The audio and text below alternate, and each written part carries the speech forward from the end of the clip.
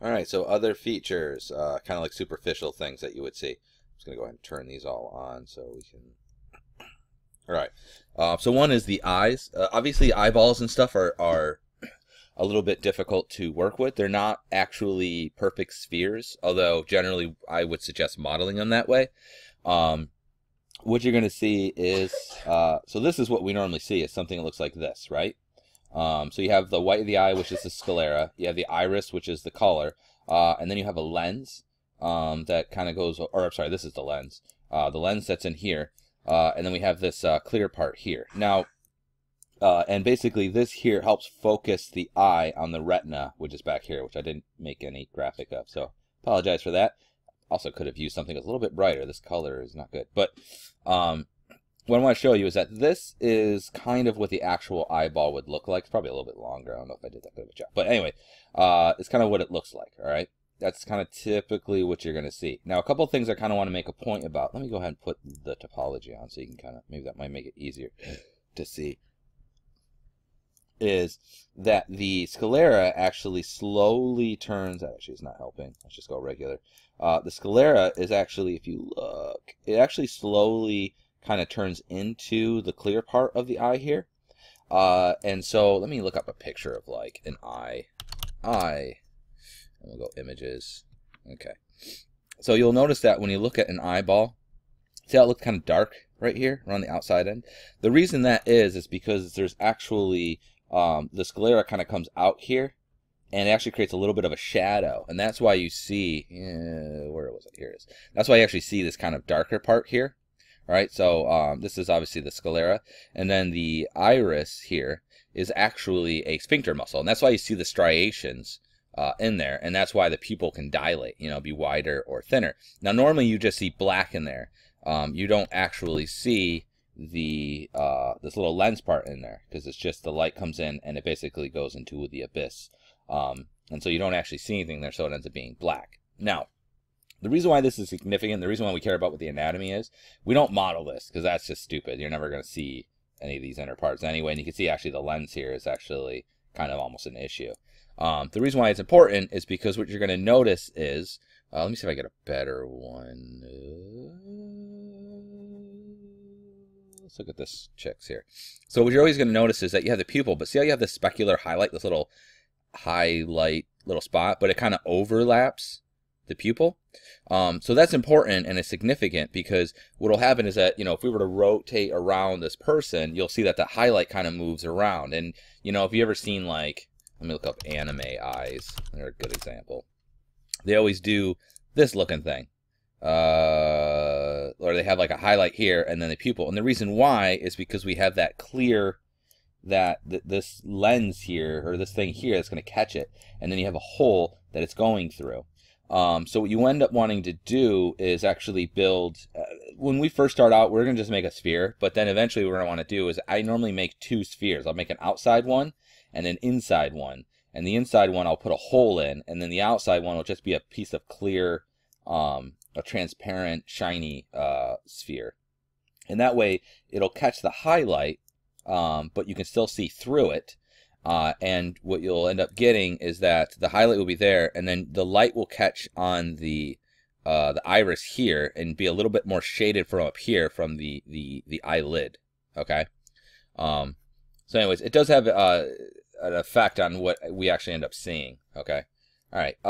So hair. Hair is a difficult thing to kind of work with. In 3D, it's always been one of those things, like hair and fur for that matter, that have been really difficult, because obviously physically hair has a thickness and there's a length to it, and it's got color and it's translucent, and you know, it tends to cling to itself, but also can have individual strays, and there's different waves, and if it's wet or if it's dry, or you know, they can all have these different ways of looking at it. And honestly, it's too much to really do in 3D. Now, since this is more directed towards doing real-time rendering, I don't suggest using real hair, and I'm putting air quotes. In Maya, you can use like NGen or whatever to create individual strands of hair. It's very computationally expensive, and it's fine if you're going to render out your thing. If it's going to be pre-rendered and it's just a movie that you watch. But if you're trying to watch it, if you're trying to be a character and it's real-time, it doesn't really work. the best way to kind of treat hair, whether you're drawing it or painting or whatever, is actually treat it almost like cloth or fabric. Treat it as whole shapes, because you'll notice that they tend to move that way. So let me just Google hair. All right, images. You'll notice that it tends, see how like these look like big chunks? Even if we look at this woman's hair, right? There's pieces that kind of go together. Also, you'll notice that when there's highlights in it, notice how it's kind of bands of highlight. It's not a specular like shiny circle. It's a band of it because there's a bunch of hair strands that make it together, almost like brushed metal, or like this woman's over here. See how it catches light that way. So it actually acts much more like fabric in a sense than it does other things. And even like if you have hair like this, it's just smaller pieces, you know. But this I would actually treat as like one larger shape. Now there's a couple different ways to go about making hair. Actually I'm going to talk about it later on. In this case, and I did it very badly, I had modeled this woman, but she had like different looking hair before. But you do something like this where it's actually just, she looks like Gollum. It's actually just hair pieces. I don't know, you can't click on it. Let me just do this so you can see. Poop. It's actually just shapes. I don't know if you can see that, but they're planes. That's probably the best way to generally do hair, but honestly it's a huge pain. It's not fun to do. But that's typically how they do video game hair. All right. Teeth are super annoying. As far as we're concerned, we're not going to model teeth because you don't even see them anyway. If you, depending on what you're doing, you might model some teeth. There's different ways of doing it. One way to model teeth is to model them as whole pieces. So you do a soft palate, which would be the bottom, and a hard palate. It's called the hard palate because if you touch the roof of your mouth, it's hard. And if you, well, you can't really touch the bottom, but if you push underneath your jaw, you can see you could push straight through, right? Because it's just the mandible. It's just like a bracket looking bone that goes around for the jaw, but the top actually has a hardness to it. Although I didn't model a hard palate on this guy, he just has the top, because usually you don't end up seeing the top anyway. You might see the tongue.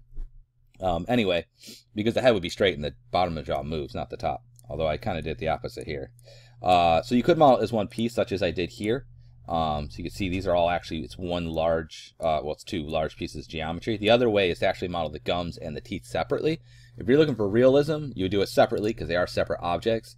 Typically, if you're going to do like a video game situation or a cartoon situation, or depending on what you're doing, you would model those as one large piece. It kind of depends on what you're looking for. Because this is going to be a smaller file than having a bunch of individual pieces.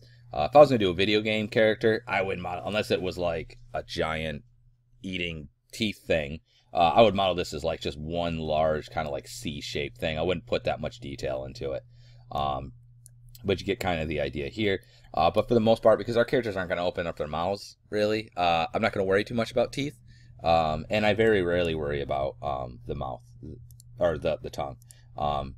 Even if I'm doing dialogue, unless there's a specific reason, you don't animate the tongue. It's just not necessary, because you don't usually see it. I'm not saying it doesn't do things. I mean, while I'm talking, I can feel my tongue moving about, but you don't usually need that, okay? So don't worry about teeth, but, you know, there you go. Also be aware, there's a couple things. There are the same number of teeth on the bottom as the top, which looks kind of weird, because if you look in the mirror right now, you're going to notice your top teeth look bigger. But for whatever reason, they are actually the same size. And then it's the same number. There are differences between like the front. You got your incisors and molars and all that other stuff. But I would suggest, if you really want to make teeth look good, whether it be cartoony or realistic, is you look for asymmetry and variation. Even perfect teeth are not perfect. So you like if you look at these are kind of perfect and they look very, very fake. Okay, so the more perfect, the more fake it's going to be. The more imperfect, the better it's going to look, which is kind of typical of many 3D things.